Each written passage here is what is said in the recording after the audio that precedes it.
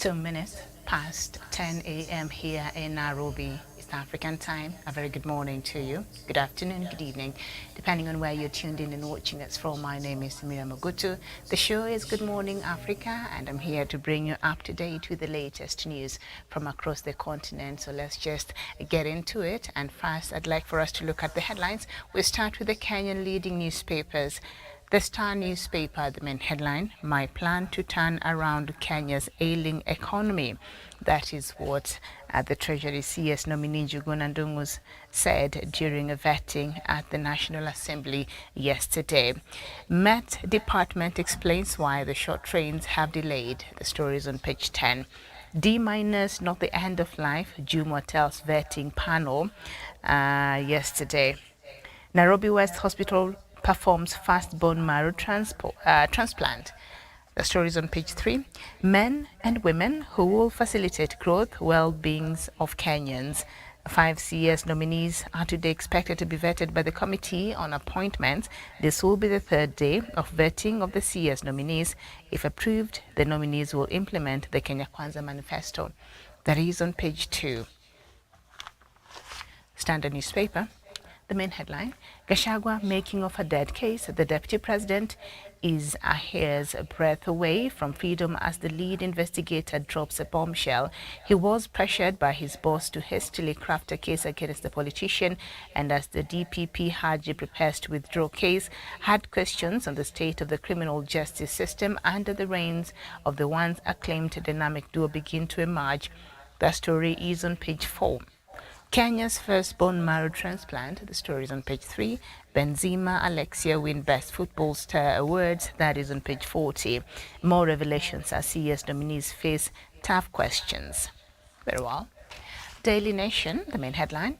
Battling ghost from the past. President William Ruto's cabinet secretary nominees yesterday came under fire over allegations of impropriety in the past, ranging from questionable payments, murder charges, misappropriation of public funds, irregular procurements, and undue pecuniary benefits, and put up spirited defenses against the claims, even as MPs scrutinize their eligibility to serve in the highest level of public office.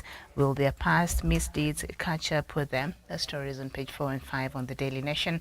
CBC reforms. Kenyans have 30 days to give their views. Team set up to review new curriculum starts work. That is on the back page, and I'm hoping that parents will take advantage of this and go, because the parents whose children are going through this new system, they've had so much to say. So hopefully they will take their opinions there, because I think it's required, and it's a very important public participation. So hopefully people will take, the Kenyan parents will take their time and go there and give their views on their experiences with the CBC, and perhaps how we can better this curriculum so that our kids can have the best. Okay, DPP to drop yet another graft case. Trial of tycoon facing 2.2 billion Kenya shillings tax evasion charges to be delayed. That story is on page 11. For rogue DCI unit officers, the hunter is now the hunted. That story is on page 2. Let's now take a look at some of the newspapers from some headlines from across other places in Africa. The Daily News from Zimbabwe. Chamisa dying to chat with ED. Charamba says as crunch to 2022 polls beckon. Newsday still from Zimbabwe. Teachers frog march to ED in Daba. And Daily Monitor, that is from Uganda, claims of mentally ill MPs not true.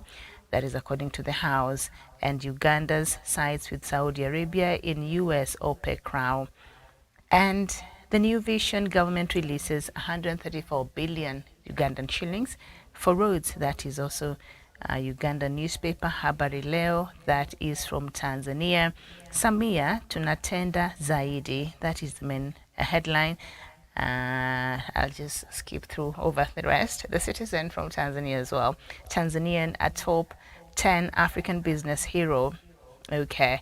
The Guardian from Nigeria. INEC, that is the electoral body in Nigeria, summons political parties for dumping peace accord. They signed a peace accord just a couple of days ago, not even a month ago, just a couple of, maybe 2 or 3 weeks ago, and now they're already violating this. So the INEC has summoned these political parties, maybe to just try to bring them back to what they had signed. I don't know if it has powers to hold them accountable, or they're just hoping that these politicians will operate on a goodwill. These are politicians, and in Africa, they don't care. The Daily Nation from Nigeria, how I will boost economy, enhance security by Tinubu. And The Guardian from the UK, Truth faces Tory unrest over toxic budget cuts. And the Daily Telegraph also from the UK, Truth may abandon pensions, a triple lock. So that is what we have in some of the news headlines from across Africa, and indeed a few from outside. So let me just give us a detailed bulletin and some of those stories, and we start with Nigeria. Gunmen have carried out a deadly attack on a hospital in central Nigeria, abducting a number of staff as well as patients and relatives. The governor of Niger State, Sani Bello, condemned the raid on Gulu General Hospital in the Lapai area as callous and inhuman. There's no official word on the number of people involved in the attack, staged in the early hours of Tuesday, but a resident told the BBC that 3 people had died and about 20 had been kidnapped. Niger State had been badly affected by a sustained wave of abductions and killings by armed gangs across Nigeria. We go to Zambia, and Zambia's National Day was marked with an unusual occurrence. There were thousands of empty seats at the main stadium in the capital, Lusaka, where the main event was held yesterday. Launched in 2015 by former President Edgar Lungu, the annual event became a big draw for tens of thousands. Even though attendance has been falling in recent years, the empty seats on Tuesday were shocking in a country which, by constitution, is a Christian nation. Okay. And then we head over to the Democratic Republic of Congo. An announcement by the presidency's office promoting a deceased general has caused some hilarity and confusion in the DRC.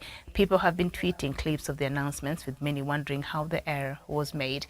General Floribert Kisembo Behemuka was killed in 2011 during an operation, but his name was on a list of military leaders being retired or promoted by President Felix Tshisekedi on Monday. The deceased was appointed to lead military operations in the northern Equateur province, which borders neighboring Republic of Congo. It is relatively peaceful and has not experienced major security threats compared to those in the eastern side. The DRC Army confirmed the veracity of the list when contacted by the media. The presidency told the media that a data operator was to blame for the error.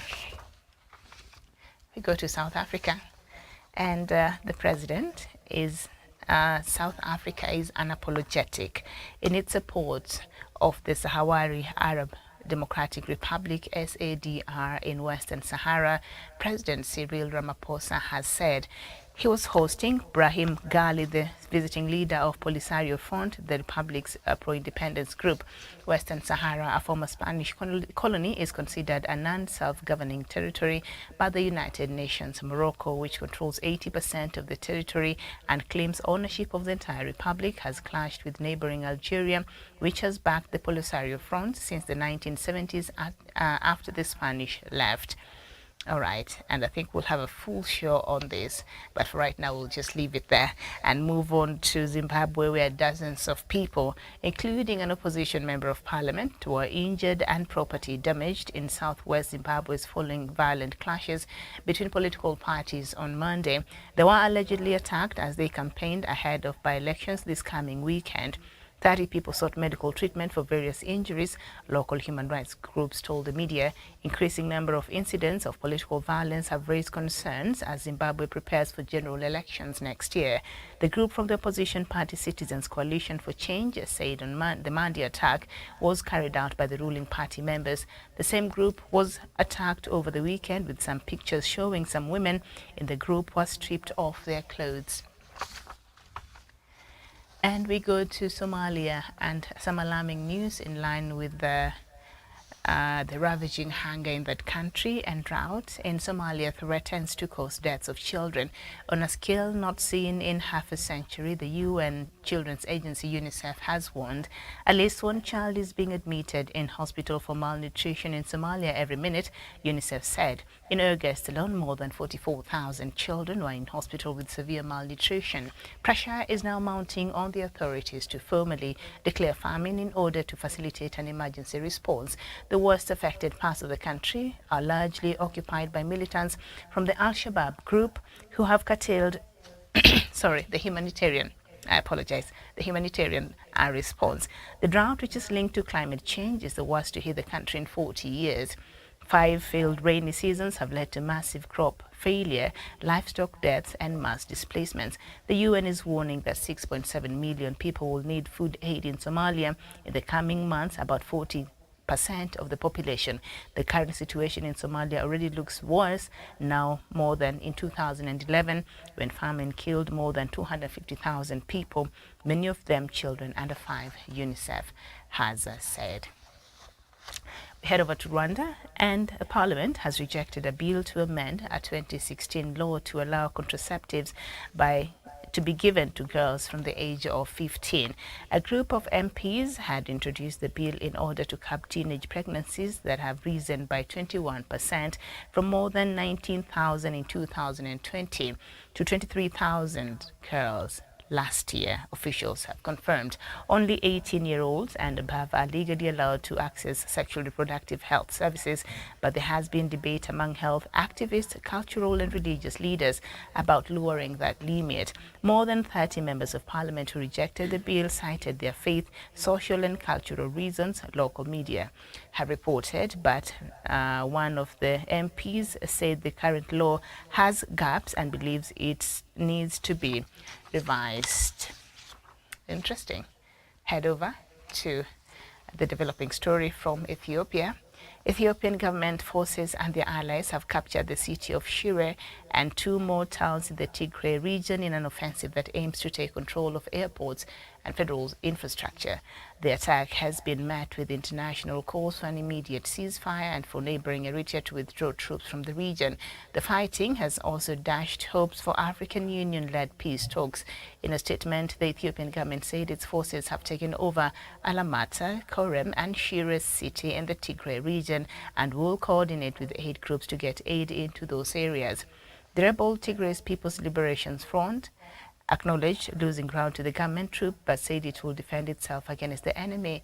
On Monday, the Ethiopian government said it was seeking to take control of critical infrastructure in the region, including airports and communications facilities. The war in Tigray is nearing the 2-year mark and no sign of peace in sight. In August, the conflict resumed after 5 months of truce. We go to Uganda, and President Yoweri Museveni said on Monday that his son would no longer tweet about the country's affairs. His army not 2 weeks not to take over the Kenyan capital, Nairobi. Muhoozi Kainerugaba will still be able to express himself on social media, the president said, as long as he limits his comments to sports, for example. Okay. In his series of messages on Twitter on October 3rd, the Ugandan president's son also criticized the former Kenyan head of state, Uhuru Kenyatta, for not running for a re-election in August, even though the constitution forbids him to serve more than 2 terms. Very well, we head back to the DRC, and the president, Felix Tshisekedi, is focusing on reforms within his own military as the latest attempt to bring under control the country's security situation. Last week, President Tshisekedi promoted the head of the Presidential Guard, Lieutenant General Christian Chiwewe, as the new Chief of General Staff of the Armed Forces of the Democratic Republic of Congo, replacing General Celestine Mbala, who had held the post since 2018. President Tshisekedi also replaced the leadership of military intelligence by appointing Major General Christian Ndaiwel to replace General Delphine Kahimbi, who died in February 2020 under unclear circumstances. The newly promoted military chiefs took up their duties and assumed command. It was only on Thursday last week that the new chief of staff was sworn in at Camp Kokolo, the Congolese army headquarters in Kinshasa, before several army units and President Tshisekedi himself. This is the first major change made by Congolese president in the army since he came to power. Until now, in spite of his pronounced security reform, President Tshisekedi have kept almost the same configuration left by former President Joseph Kabila. We head back to Somalia, and forces have arrested, the Somalia security forces have rearrested Abdale Ahmed Mumin, that is the Secretary General of the country's journalists union. He was rearrested following an arrest warrant issued by the Somali Police Commissioner. Privately owned Radio Dirsala website had reported Mr. Mumin was first arrested last week after he criticized the government directive banning local media outlets from reporting on activities of the militant group Al-Shabaab. The Information Ministry had then said that Mr. Mumin was being held on security-related charges without giving further details. He was freed by a regional court at Adeeko. Journalist rights watchdog, the Committee to Protect Journalists, has called on the Somali authorities to immediately release Mr. Mumin and bring to an end to this victimization. And we end our bulletin this morning from Nigeria, and the Australian government on Wednesday warned its citizens to refrain from traveling to Nigeria over the recent flooding that has ravaged some parts of the country. This was contained in a travel advisory issued to Australians on the consulate's website and obtained by the local media. And it read in part, "There have been significant casualties and widespread damage to infrastructure caused by severe flooding. Essential services may be disrupted. Follow the advice of local authorities and check the media for updates." The consulate further alerted its citizens to research routes and get professional security advice and support before departing to Nigeria if there's any need to be there. However, the Australian consulate gave a long list of states in the country they want their citizens to avoid, including Abuja and its surrounding areas due to terrorist attacks and kidnapping threats. And that is the latest news from the continent of Africa this morning. And while I do understand this travel advisory from Australia, I think the second part of it makes sense. There has been an increase of insecurity in Nigeria. I'm sure even Nigerians themselves are worried. The kidnappings are just on another level, as I think I started with one of those news items still from Nigeria. But telling you people not to travel because of flooding, while we sit here and watch how, even states like Florida a couple of days ago was experiencing, flooding due to, but they were having issues with that. And I never heard anybody, and other countries I think have been experiencing that, but I didn't hear any Western country offering or giving or issuing a travel advisory to their people not to go those sides because there's flooding. But I guess when it happens in Africa, it's just different, I suppose. But on the other part, warning Australians not to visit some parts of Nigeria because of terrorist attacks and kidnapping threats, that I totally agree. Because we sit here and we talk about this all the time, and that is an actual threat. That is an actual threat. I'm trying to find that story from that Nigeria over the same, yes, it was the first news item where gunmen now, they're done with kidnapping children from school, maybe because in those areas schools are maybe not open anymore. So they're done attacking people on the highway. Like they've dared to kidnap people from places you wouldn't even imagine. So now the latest kidnapping happened in a hospital. How bad can things get in a country? So they went in a hospital in central Nigeria and they abducted a number of staff as well as patients and relatives who were just sitting there waiting for their loved ones to conclude the test or to be released, or who are just there to take their loved ones to the hospital and wait, or just to check on them.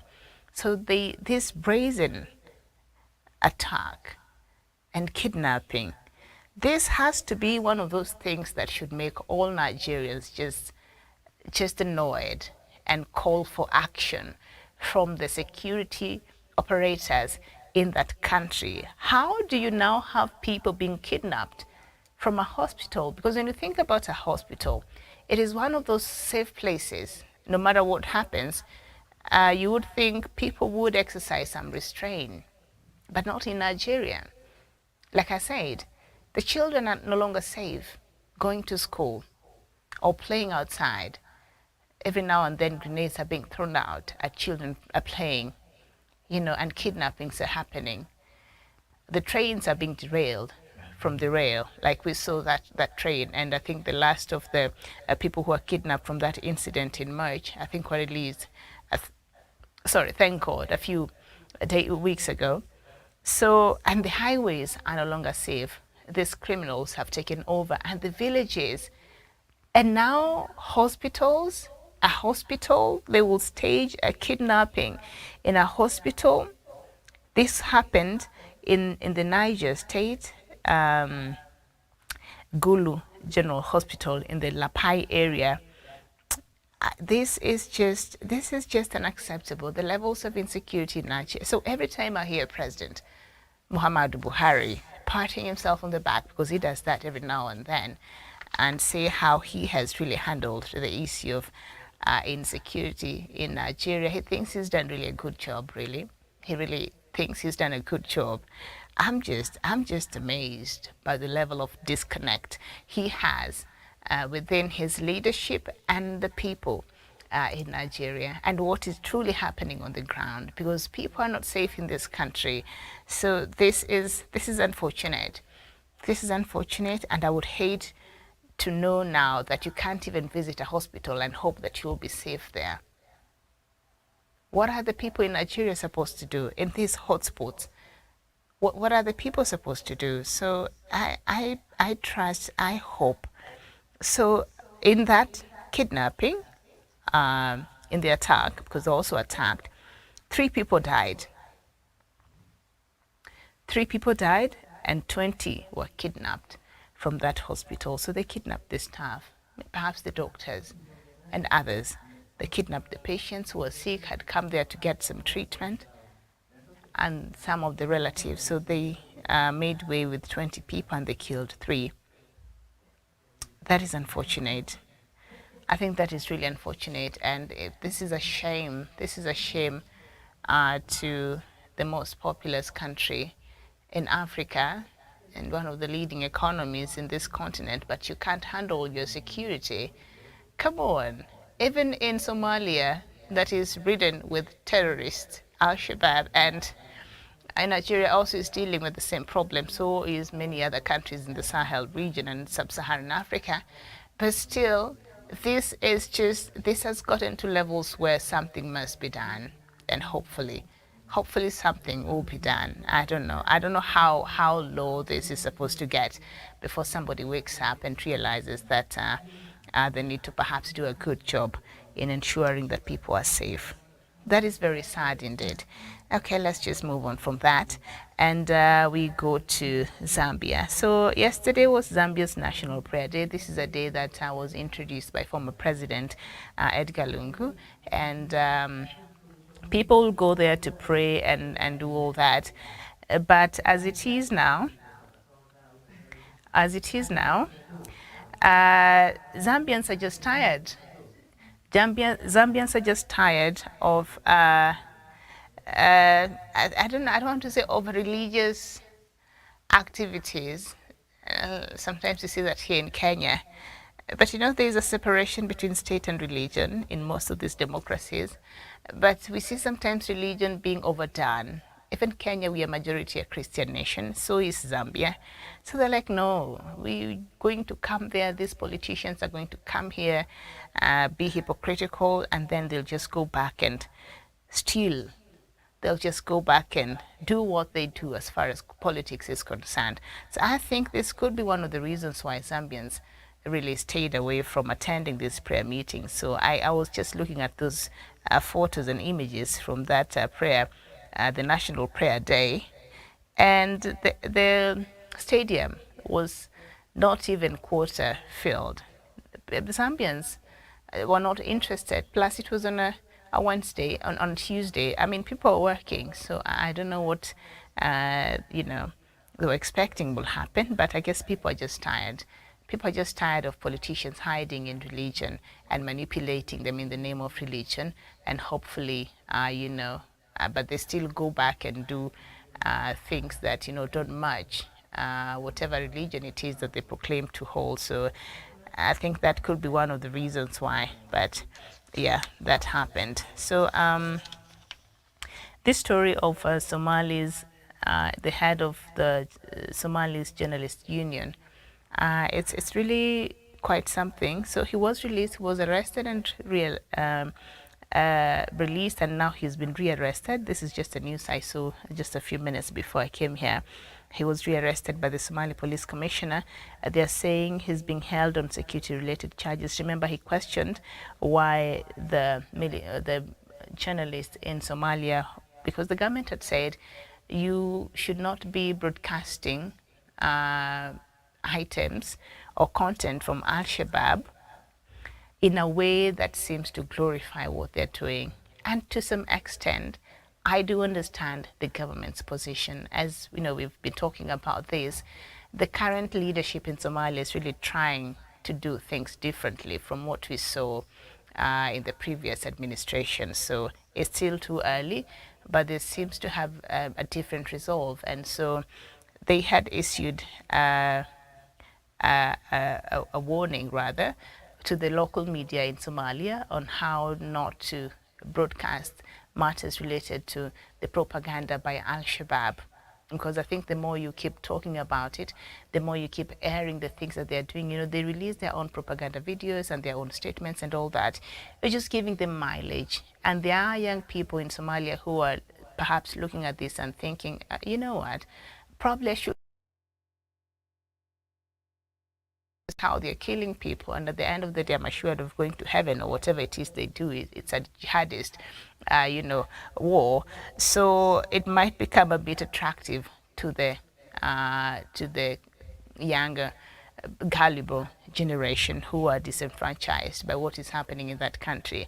But on the other hand, I also understand, being a media person myself, the importance of access to information and freedom of speech and just broadcasting and sharing information. So where do we draw the line between matters of interest like national security and also a very important matter of interest of access to information? I think it's a very delicate balance there.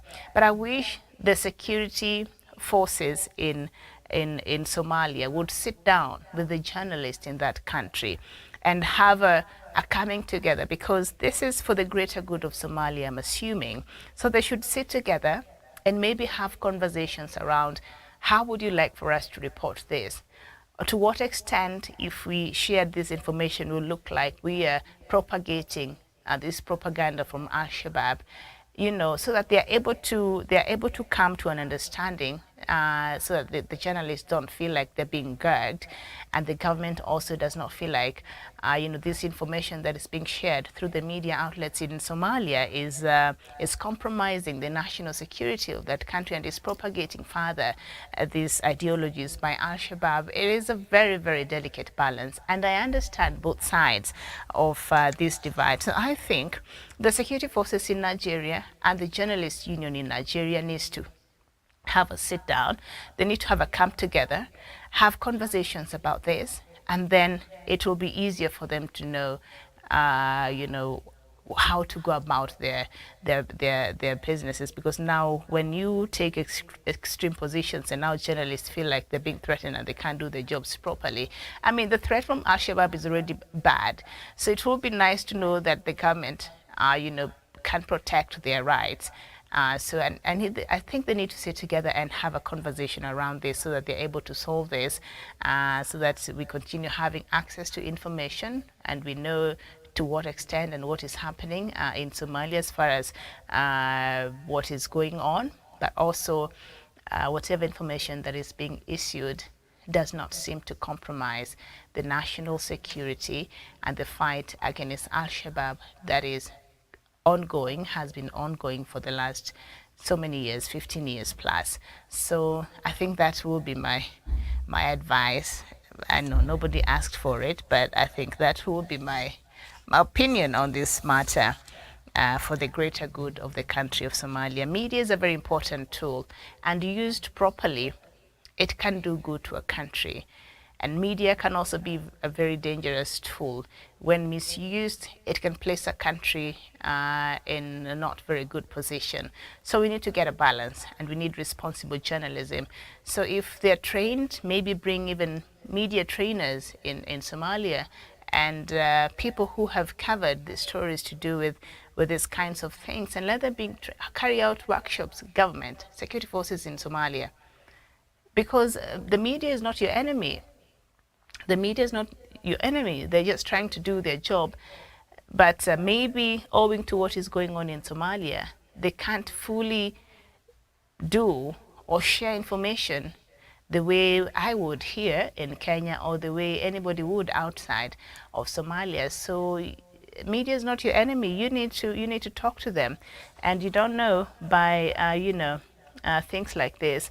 It can help in even furthering the government activities, and we've seen what has been happening, and the strides that the government has been making as far as the fight against Al-Shabaab. So you need to work together. The security forces, the government of Somalia, and the media must work together. Media is a very key component as far as winning this war, especially the propaganda war against, Al-Shabaab is concerned. All right. So President Museveni has now said that his son will no longer tweet about the country's affairs. I don't know if he has seen his...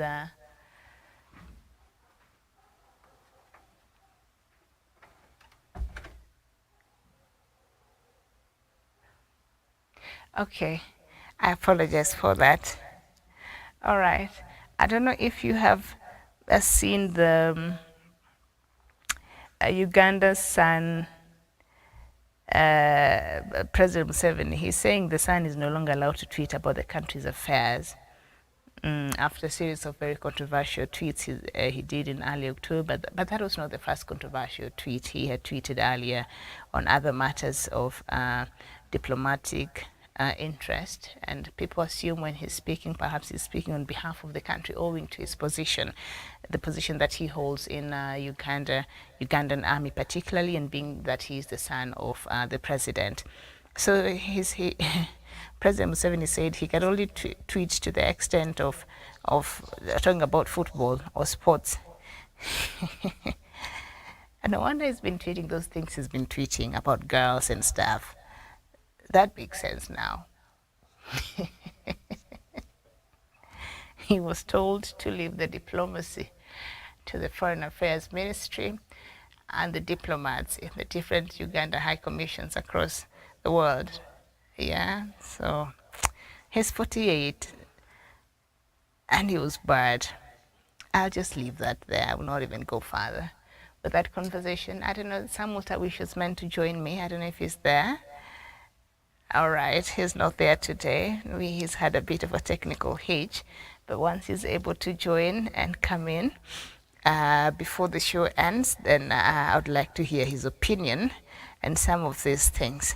Now, the Ethiopian government forces, this is also a continuing story, a developing story rather, and the allies have captured key cities of Shire and 2 towns in the Tigray region. So I don't know, the Ethiopian government is continuing with its bombardment in the Tigray region, but it has also said it's open to mediation efforts by whichever person will organize, hopefully the African Union. So, but it is continuing with its advances and its military activities as far as trying to claim parts of the Tigray region is concerned.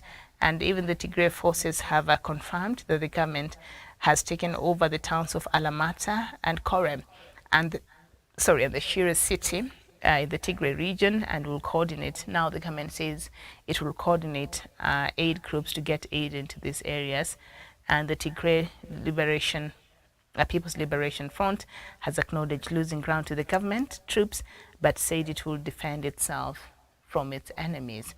So when you live in a country and you're already looking at your government as the enemy, that is a problem in itself, because you're part of that country, TPLF, you're part of that country, and you're just a region within the larger country of Ethiopia, the federal state of Ethiopia. So if you are defending yourself against your enemies, so what are you saying? Are you seeking to secede? What is going on? This war has taken a completely different turn, and then Eritrean involvement in this conflict is not helping matters. It's just making things worse. So they're saying they'll continue fighting to the last man standing. On Monday, the Ethiopian government said it was seeking to take control of critical infrastructure in the region, including airports and communication facilities. So it has, these are some of the infrastructure that, Tigray as a state, as a region, was responsible for the running of some of these things, but now the government is taking them by force. So if that is the case, then how do you expect that mediation to happen? How will that happen? I don't think that provides for a ground where mediation can happen fully if this continues. And I think it's quite unfortunate, the turn of events and what is happening here in Ethiopia. We talk about it here every day. Nothing seems to change, and I don't know. So maybe we just move on to something else also very controversial. And I said there earlier that I'll find time to just do a whole show about it. And that is the issue of Western Sahara. South Africa's President Cyril Ramaphosa has said, as South Africa, we fully and apologetically offer our support of the Sahrawi Arab Democratic Republic, SADR, in Western Sahara. He was hosting Brahim Ghali, the visiting leader of Polisario Front, the Republic pro-independence group. So this is something that has become very controversial in this region, and every now and then you've seen Morocco join the African Union. You've seen Morocco leave African Union every now and then. It's never decided. It is because of this matter, because the African Union, adopted a position of the people of Western Sahara have every right to determine their future, and they should be allowed to do so, and they should be allowed to have a referendum to charter the way and their future, and that is the position of the African Union. So that has always angered Morocco, and that's why you see Morocco has been in and out of African Union. I think right now it's in African Union. So that has been the main problem, and I think that also costed us as a country a problem. Remember when Kenya was seeking for that position of the AU chairperson, and I think that time it was Amina Mohamed, and Kenya's position has been in support of the African Union position. And so because of Kenya's position supporting African Union's position, which is against what Morocco wants, Morocco took it to itself and campaigned against the Kenya's candidate to be the African Union chairperson, Amina Mohamed, at that time. So it invested and made sure it campaigned against the Kenyan candidate. And we saw that that diplomatic mistake, I would call it that, unfortunately, that was made when our new president was just sworn in, William Ruto, the way he was very quick to say, Kenya supports Morocco, and then I think he realized a couple of hours later that was a mistake, so he withdrew those statements, because this has been our position as a country, that we support the position of the African Union. And the position of the African Union is the people of the Sahrawi Arab Democratic Republic have a right to decide what they want to do with themselves. And it's a whole history. So I'll just read a bit of what President Ramaphosa has said. We are concerned about the silence that persists in the world about the struggle for self-determination for the people of Western Sahara. It is just a struggle. It is a noble struggle. It's an honorable struggle. A people who want to determine their own destiny through self-determination. Cyril Ramaphosa drawing comparison with South Africa's fight against white minority apartheid regime. I don't know if you can draw comparisons because I think South Africa's struggle, there are few similarities, but I think there are also very extreme differences. But I think the core is they wanted to, the people of Western Sahara want to fully have their own country. Right now, Morocco Morocco controls about 80% of that country, and they're saying no. We want our own country, and we want to chart our way forward, and we want to have a right to be sovereign, to be a republic, and to decide our own matters, and we want to be independent. So that is something that Morocco has fought, and that has always put Morocco at loggerheads with many African countries, including the African Union. I will have a whole show on this, because I think it's very important for us to understand the facts and the historical setup that have contributed to what this is today. So I'll just put a pin on it today, but I will revisit probably sometimes next week. We will talk about it because I really want us to understand what is happening, and so many other regions that also want to secede from across the continent here in Africa. So many things are happening. Anyway, this conversation in Rwanda, where Parliament now has rejected a bill to amend the 2016 law to allow contraceptives to be given to girls from the age of 15. I think this is a very interesting debate. I know in other Western countries, girls this young are able to be allowed to have contraceptives, but I know in Africa, this has been something that has not been welcomed so much. So this is a debate that we need to have. You know, that adults, parents, responsible leadership, this is a conversation that we must have across board. Because as much as I'm not supporting for girls this young to have contraceptives, I think it should not be encouraged. But what is the reality? The reality is there's an increase in teenage pregnancies, and these young people nowadays start engaging in these issues when they're way too young.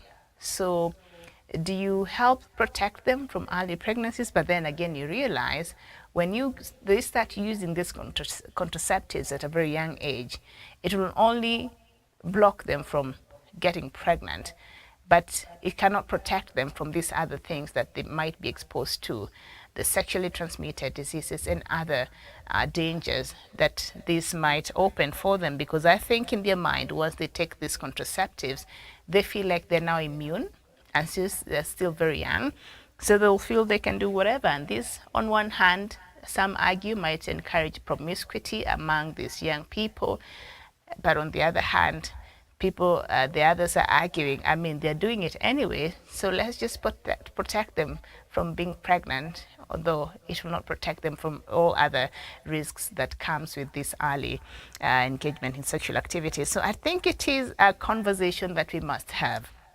as a community. And when I say community, I mean Africa, because I think it's up here or down here that we don't talk about these issues freely, even with our children.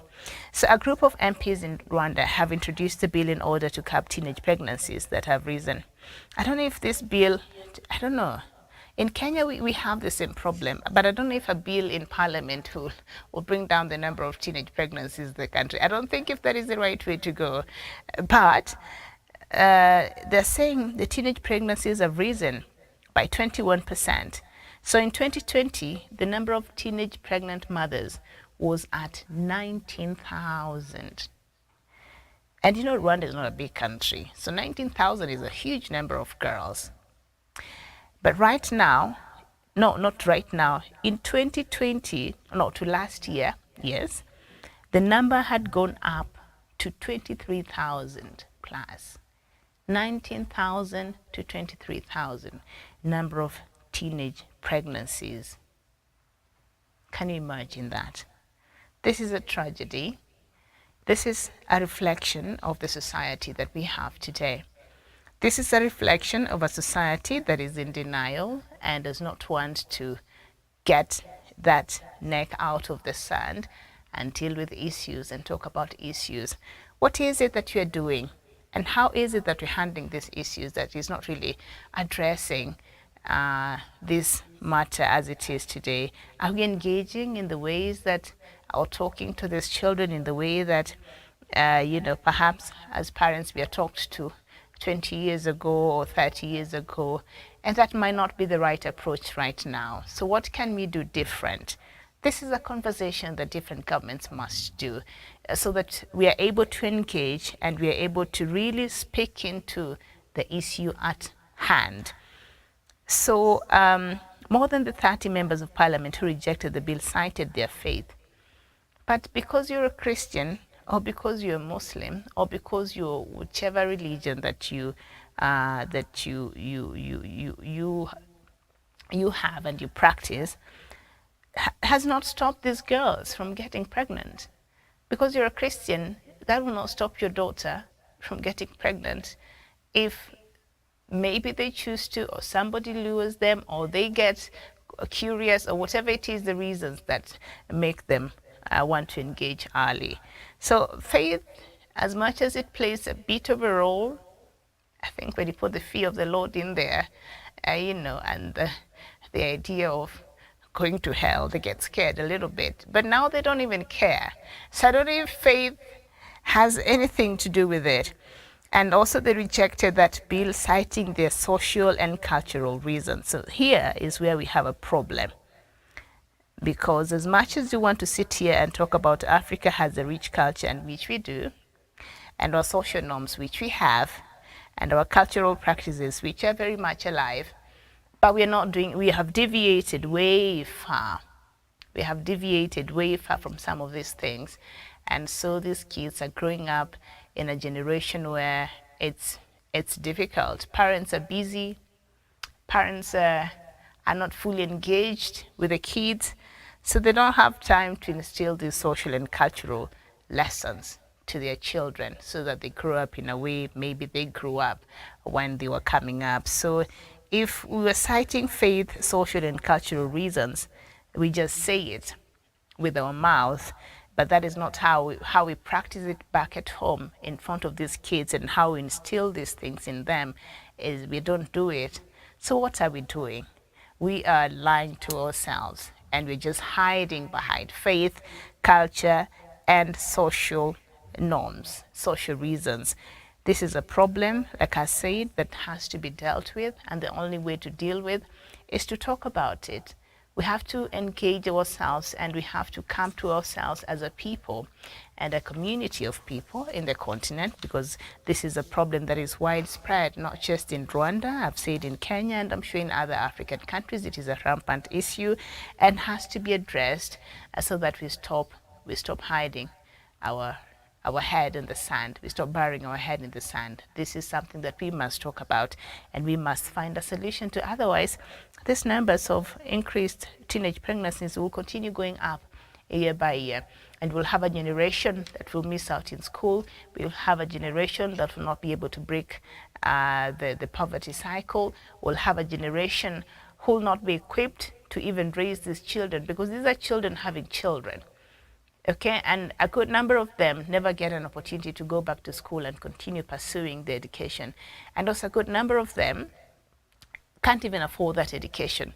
So how can we, what measures can we put in place even in our education system to be more accepting, to be more, to help out, perhaps to create more awareness in our school system? It appears home we are not doing much. The parents that have have abdicated their responsibilities. They're out there just trying to make ends meet. So sometimes just raising these kids is not something they're present there physically to do.